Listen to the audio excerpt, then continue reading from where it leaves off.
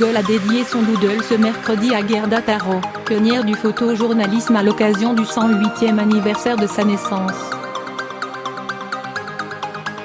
La photojournaliste Gerda Taro a donné sa vie au photojournalisme pour témoigner de l'horreur de la guerre d'Espagne.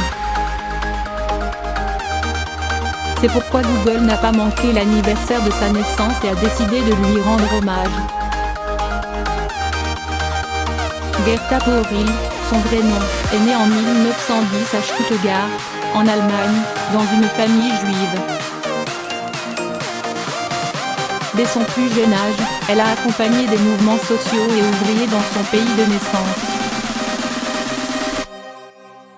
Fin 1933, avec l'arrivée d'Adolf Hitler au pouvoir et après avoir subi une arrestation, elle s'enfuit à Paris. Elle entre dans le monde de la photographie en devenant assistante dans l'agence Alliance Photo.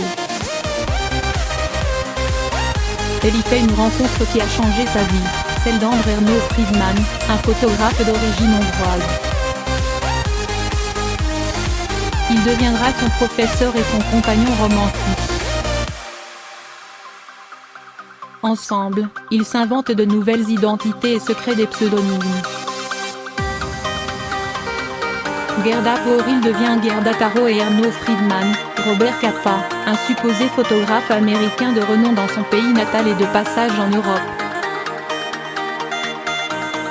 Les deux amis et amants quittent Paris en 1937 pour rejoindre les combats de la guerre civile en Espagne.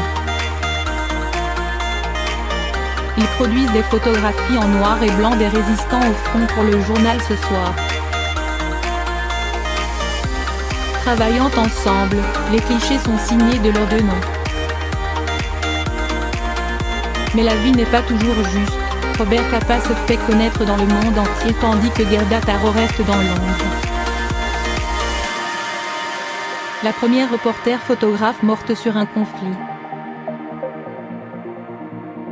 Sûre d'elle, compétente, elle prend la résolution de partir seule pour couvrir le bombardement de Valence. Elle n'a pas peur. Elle n'hésite pas à aller au plus près de l'action et ainsi faire connaître au public les réalités du temps de guerre. Gerda Taro y laissera sa vie. En effet, le 26 juillet 1937, cette pionnière du photojournalisme meurt lors de violents affrontements.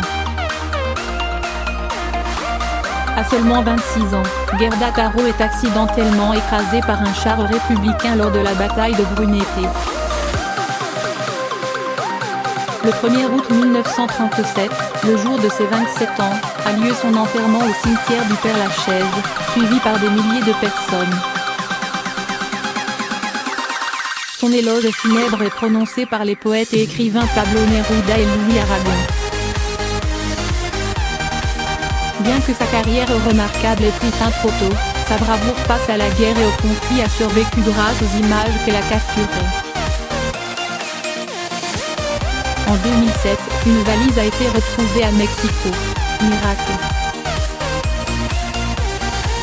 Elle contenait 4500 négatifs de Gerda Taro, Robert Capa et David Seymour réalisés au cours de la guerre d'Espagne.